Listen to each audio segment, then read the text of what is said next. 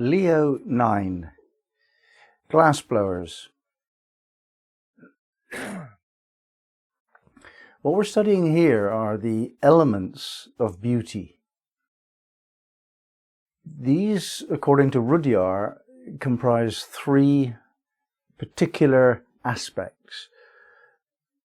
If we think about a glassblower and what they're doing, they're taking sand and they're using their skill and their knowledge and their experience of their culture and using the profound ability they have to control their breath to shape this sand through fire into glass. It's quite an achievement. And of course, we're using this image of a glassblower as a metaphor for doing that very same thing upon ourselves. We are sand, we are clay, we are stuff of the earth, we are physical. And yet, if you identify with the higher element of self, then it's the intangible self that we're thinking about. We're thinking about spirit then. And we are also spirit as well as being matter. This is clear. And yet what we have with a glassblower is the ability to link these two elements, excuse me, of the fire of our life force, the spiritual essence of who we are expressed in enthusiasm and passion for life. That aspect, the fiery aspect of spirit, applied to the resistant, slow substance of clay, of sand, of the earth element. And the linkage between those two is the breath. If we control the breath and we control life, this is the Sufi teaching.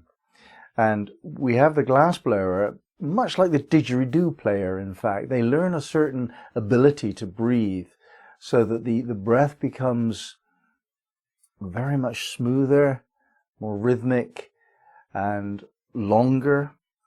As we deepen the ability that we have to control the breath, at the same time we deepen the ability we have to control the emotions, and therefore the thoughts, and therefore the behaviors of our being.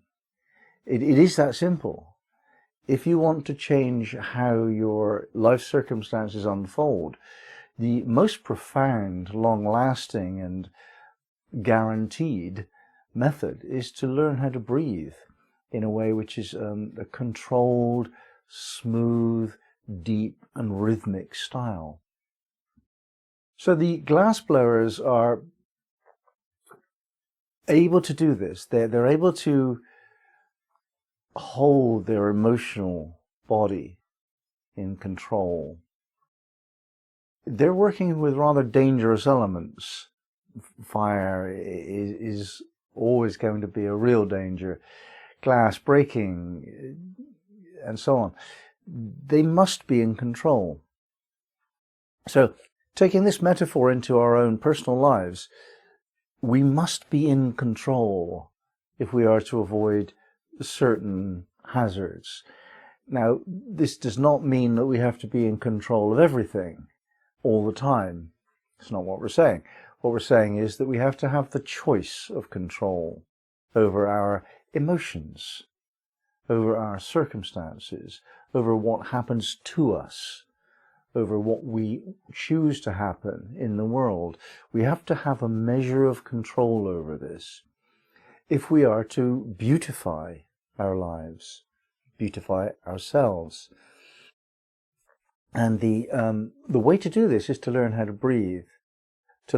breathe in the awareness that this is the essence of all life. This is the bridge between the intangible and the tangible aspects of life, that which we feel and think and experience very deeply subjectively in a way that we simply we cannot communicate to another person. That there exists that part of us which can never be communicated, never be understood by another. That's the essence secret. It is a secret because we can't share it. however much we yearn to share it. Now that yearning itself turns around when we have finally realized that we cannot share who we really are with the world at large. We end up sharing it with God. So the essential secret of the glassblower is to take control of certain processes, not all the process, but certain processes in your life. Become powerful. We want power for two basic reasons. We want to have happen what we choose to have happen, and we want to resist that which we choose not to have. Those are the two aspects of power. And the biggest reason why we lose our influence in the world, the power we have over our circumstances, is emotionality. We get angry or disappointed or depressed or